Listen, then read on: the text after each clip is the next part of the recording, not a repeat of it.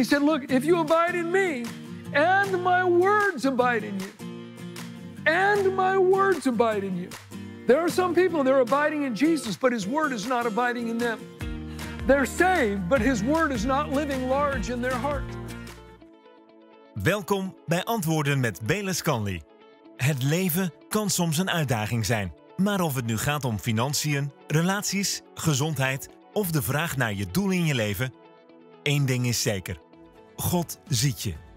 Hij houdt van je. En wat er ook aan de hand is, hij heeft de antwoorden op je vragen.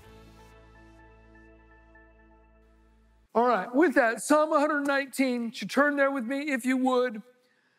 I want to speak to you from verses 9 through verse 16 of Psalm 119. And I'd like to begin just by reading through those. Psalm 119, verse 9, it begins with a question.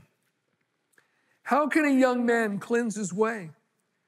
By taking heed according to your word. With my whole heart I have sought you. Oh, let me not wander from your commandments. Your word I have hidden in my heart, that I might not sin against you. Blessed are you, O Lord. Teach me your statutes. With my lips I have declared all the judgments of your mouth.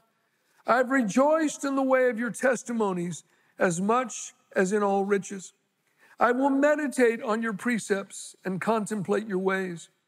I will delight myself in your statutes. I will not forget your word. Amen. Amen. I'd like to back up and just look at the first few verses for a moment. That first one, how can a young man cleanse his way? Young people, are you listening to me? How can you live pure in a dirty world? How can you live pure in a world that parades things and calls them virtuous that God calls sinful and wrong? The Bible says we live in the midst of a perverse and a crooked nation. How can you live clean in an unclean world? Well, by giving your attention to God's word. And if you've already gotten entangled and if you're morally compromised already, how can you get cleansed? How can you get right? How can you begin to walk in holiness before God? By giving attention to God's word. I remember a story Wayne Cordero told us. He was here on a Wednesday night. He was speaking at a conference somewhere here in the States, and he decided to stay in this little boutique hotel that was near the conference site. He really liked it, and he said he was there, and the staff was so helpful. They went out of their way to make sure he had everything he needed, and it just like that, he said it was the service was exemplary. And there was a little bar area. He sat down in there to get some food. He's gotten something to eat. And this very attractive young woman came and sat down at the table opposite him. And he just assumed she was staff from the hotel. She said, you staying here in the hotel? He said, I am. He said, it's been wonderful. She said, oh, that's good. I'm so glad to hear that. And he said, and the food is great. The service has just been great. She said, wonderful. She said, would you like some company tonight? And he realized she wasn't hotel staff, she was a working girl. And the first thought that came to him was, no one will know. But the next thing that happened, he said, I looked across the room and I saw Joseph standing there. And he said, Wayne, look at me, eyes on me. You remember me with Potiphar's wife? You remember that? You remember what I did? All right, follow me, run. Wayne said, I jumped up from the table and I ran out of that bar area. Well, it was the word that he had put in his heart was speaking to him. And God's word will do that. Look at the next couple verses, verses 10 and 11. With my whole heart I've sought you. Oh, let me not wander from your commandments. Your word I have hidden in my heart, that I might not sin against you. When we put his word in our hearts, it will keep us from wandering off into error, and it will keep us from sinning against him. Notice that I might not sin against you. Now, I think we all know when you sin, it impacts a lot of people. Think about David and his sin with Bathsheba. It certainly influenced and impacted Bathsheba's family. Her husband ended up dead. And then years later, When Absalom, David's son, tried to take over the kingdom, ran David out of Jerusalem, there was a counselor, an old man named Ahithophel. And the Bible says he was so respected and so revered in Israel that his counsel was looked at as if he were an angel of God when he spoke. And he went over to Absalom's side and he said, I tell you what, Absalom, you need to shame David in front of everyone. What you need to do is on the city wall, in the sight of everyone, you need to sleep with all of his concubines in front of all Israel. Absalom did it. I used to read that and think, man, what did this guy have stuck in his craw that he would give such vile counsel to David's son? But then I studied his lineage, his genealogy. Ahithophel was Bathsheba's grandfather. And he was so bitter over what David had done to his granddaughter and to his grandson-in-law, and he just hung on to it. Yes, it affected her family. It certainly affected David. He was in misery and in a dry place, separated from his relationship with God. It affected his family in terrible ways. It affected the nation. And yet, when David talked about that sin, and when he prayed about it, it's recorded in Psalm 51, David said, God, this sin is against you. You see, because first and foremost, sin affects our relationship with God. And that's the most important thing to consider.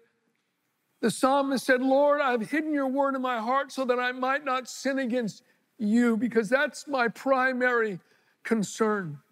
When we put his word in our heart, it will keep us in the way of holiness. But it does so much more than that.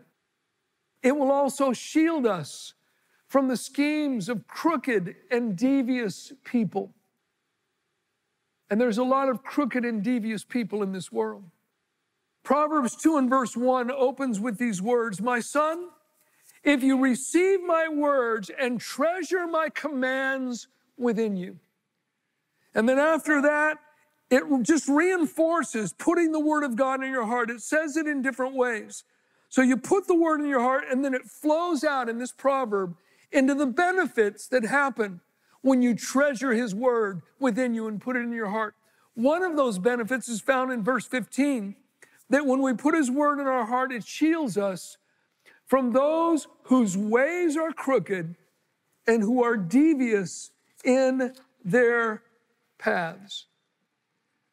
And I've talked about this before, but years back, there was an opportunity for churches and ministries to invest in this thing that was touted as God's end-time strategy to evangelize the world, to fund the evangelization of the world. And I almost didn't know anyone that hadn't gotten involved. A number of pastor friends of mine had invested in it, and several other large ministries that I was acquainted with invested hugely in it, and the buy-in was $250,000. But the returns were like ridiculous. I mean, just huge. And I talked to several of my friends that had been in it, and I said, Bayless, I'm telling you, the thing's legit. You know, every month, you know, we get this check, you know, comes in every month. It's there, it's there. But I was bothered inside. Something bothered me. You know, the scripture says this in Proverbs 6, that when we put God's commands and his word in our heart, it says this, Proverbs 6:22, when you roam, they will lead you. When you sleep, they'll keep you. And when you awake, they will speak with you. And it seemed that the principles of God's word were speaking to me. Like Proverbs 28:20, a person who wants quick riches will get into trouble. Proverbs 20:21, an inheritance gained hastily in the beginning will not be blessed in the end. And Proverbs 19:2, haste makes mistakes. And there was just sort of this urgency, you know, you need to do now, the opportunity won't always be there. And I remember this representative from them was talking to me. And he said, look, you know, you need to do this. so-and-so and so-and-so and so-and-so and so-and-so. They've all invested in this. They all believe in it. They all know. And I remember him saying, this is God's strategy. For this era we're living in, to fund the gospel. Think of all the souls that'll be won. Think of all the outreaches that you can fund and that you can do. But this opportunity won't be here forever. You need to do it. And there was just like this sort of, push. Do it now, do it now, do it now. And I was just bothered. And verses like that just kept speaking to my heart. And I said, you know what? No thanks. God bless you, but no thanks, I'm out. And I remember the guy absolutely shamed me for not doing it. He said, you're missing God. You're robbing your church of the opportunity to do so much more. I said, you know what? No thanks. Well, a year later, the whole thing came crashing. Actually, less than a year later, the whole thing came crashing down. Turned out it was a giant Ponzi scheme. And the guys that were heading it up all ended up in jail. And they stole $60 million from churches and ministries. And it's very doubtful that all those churches and ministries got any of their funds back. God's word shielded me, and I'm sure others as well, but his word shielded me from devious and crooked people. And, the fact is, Jesus died for the whole world. But there are some devious, crooked people in the world, and they will not think twice about swindling you or taking advantage of you or taking advantage of the ones that you love. But the scripture says when we put his word in our heart, it will shield us from people like that. It also is the key to a fruitful prayer life. Consider these words that Jesus said, and I know you'll recognize them. John chapter 15, verses 7 and 8. Think about this. He said, if. Everyone say if. All right, this is a big if. If is a big word in the Bible. If you abide in me and my words abide in you, you will ask what you desire, and it shall be done for you. By this my Father is glorified, that you bear much fruit, so you will be my disciples. Now, Jesus is talking about prayer fruit.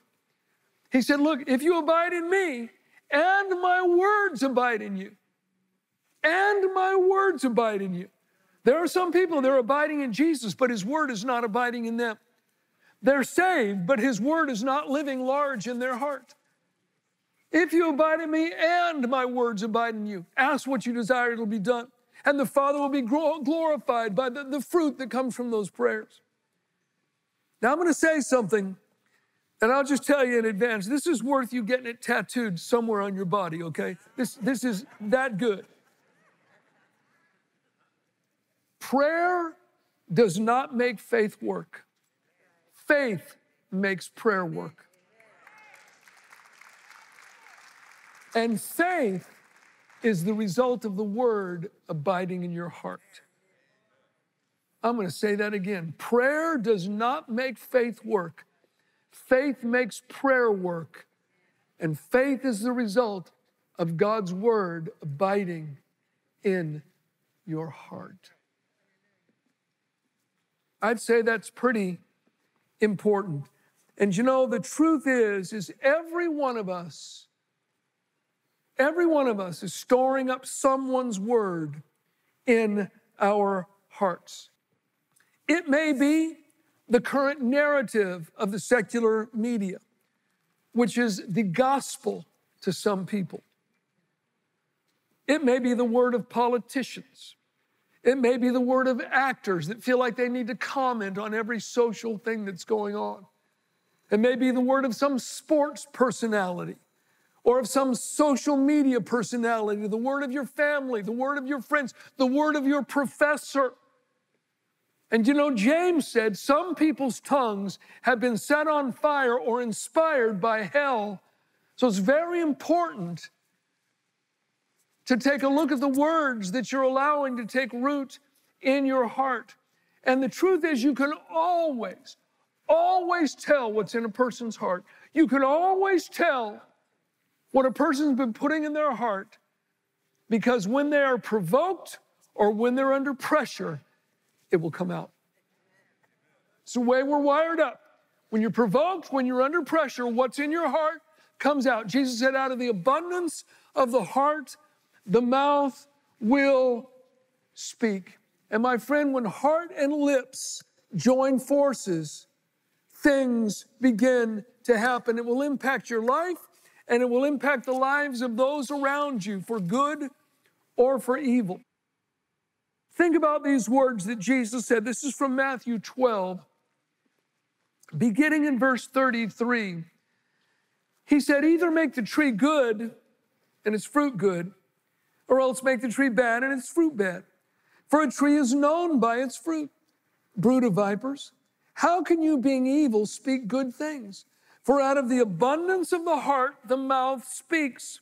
A good man, out of the good treasure of his heart, brings forth good things. Everyone say, brings forth. All right, a good man, out of the good treasure of his heart, what he stored up in his heart, he will bring forth good things. And an evil man, out of the evil treasure, brings forth evil things. Now, some people are bringing forth good things into their marriage. They're bringing forth good things into the lives of their children. They're bringing forth good things into their careers. Other people, they're bringing forth bad things into their marriages, bad things into their families, bad things into their life, bad things into their careers. And friend, it will affect you. What you put in your heart will come out your mouth. It'll affect you spiritually. It'll affect you emotionally. It'll affect you socially. It will affect you materially. It'll affect you physically. It'll impact all of your relationships. And if you'll put His word in your heart, it will bless you, it will increase you, and it will bless and increase those around you. We must put His word in our heart. The question is, how do we do that? Well, let's go back to Psalm 119, those very verses that we began with, and he actually gives us three words, or three different methods of putting the word in our heart. The first one is this: we must look to the Holy Spirit for illumination. Right in the middle of those verses, Psalm 119 verse 12, he said, "Blessed are you, O Lord. Teach me your statutes." Teach me your statutes. Now, the Holy Spirit is the teacher. Jesus said when the Holy Spirit comes, He will teach you. He will lead and guide you into all the truth. And right after that, He said, "Father, your word is truth." In fact, when Jesus referred to the Holy Spirit as the Comforter, that Greek word also means teacher. He's the teacher. And if we will unhurriedly spend time in the Word and say, "Holy Spirit, teach me.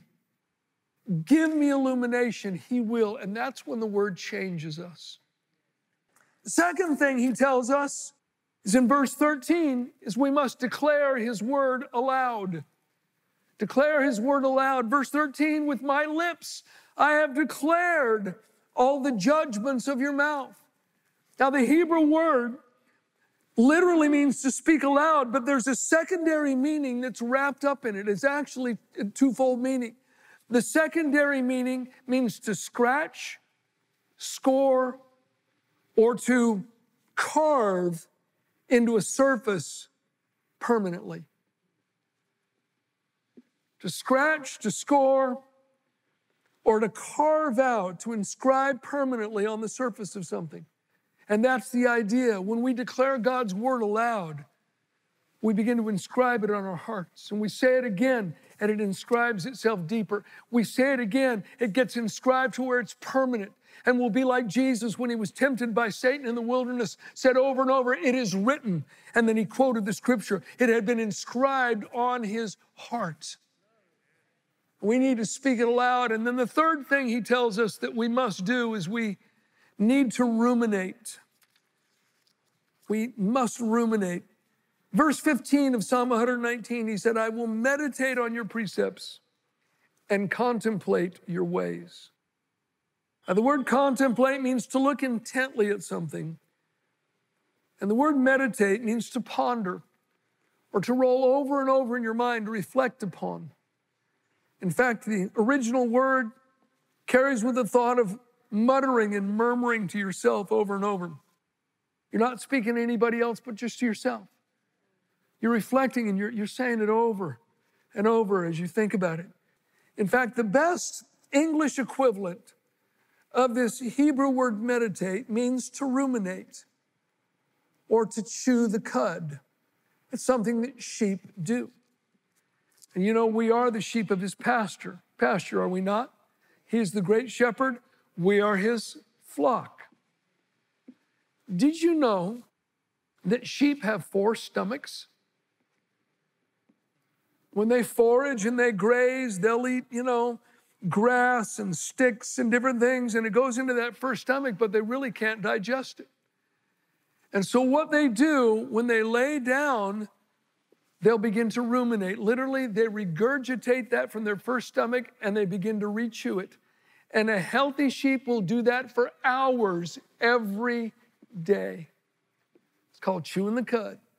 They regurgitate it and they re-chew it, and then it goes back into that first stomach and then to the next stomach, then to the next, eventually digested, turns into energy, turns into muscle. But they never ruminate while they're foraging, nor do they do it while they're being herded. They only do it when they are resting. What a picture that is. The Lord is my shepherd. He makes me lie down in green pastures. What do I do there? I chew on his word. I reflect on it. I meditate on it. I speak it. And the Holy Spirit begins to illuminate this to me. Now listen, if we have time to spend on social media, we have time to ruminate his word. If we have time to watch our favorite shows, we have time to ruminate in his word. This is so important. If you don't learn to do this, you will never live the abundant life that Christ died to provide. You will never live the influential life that is your potential and God's will for you if you don't do this.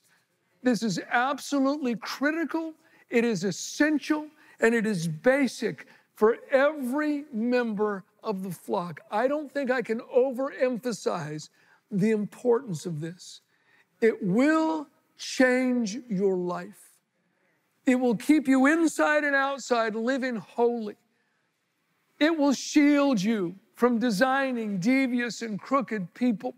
It will cause you to have a fruitful prayer life. It will do so many things. It'll cause you to bring forth good things, healthy things, wholesome things, because we're all bringing forth something based on what we're treasuring up in our hearts. And then verse 16, he said, I will delight myself in your statutes. I will not forget your word. Matthew Henry's commentary on this verse was this: when the law is written in the heart, duty becomes delight. It may start out feeling like duty. It may start out feeling dry. Social media may be calling to you. Your favorite shows may be calling to you. This may be calling to you. That may be calling to you. And it feels like you're doing your duty. But my friend, when the word gets inscribed on the heart, duty becomes delight. Well, I pray that you got something good from that message. And you know, in talking to different people, it's so interesting. Different parts of the message stand out to different people, maybe because of the season they're in. With some people, it was the fact that prayer doesn't make faith work. Faith makes prayer work. And faith is a result of the word abiding in your heart. with someone else is the fact that we need to ruminate. We need to chew on the Word of God, meditate on it, think on it, speak it aloud, and the fact that sheep would only ruminate when they were resting. And I think that spoke deeply to some people because their lives are very, very busy and they need to rest and take the time to reflect on God's Word. And I say that just to encourage you, if some point of the message stood out to you, take time to think about that. Say, God, what are you saying to me through this? What is it that you're trying to communicate to me? And again, to all of us, I believe that we do need to take the time to read God's Word, to reflect upon it, to hide it in our heart. And as Matthew Henry said, when the Word of God is inscribed upon our hearts, duty becomes delight. May God richly bless you as you spend time in His Word. May He speak to you, change you, and lift you. And thank you to all of those that support our broadcast. You enable us to take this around the world. God bless you. Heb je vragen over de uitzending? Of houd je iets bezig waarvoor we kunnen bidden? Schrijf ons dan of bel ons op. Ons team is er voor je.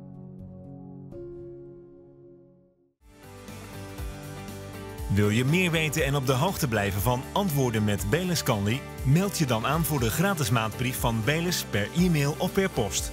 God zegen.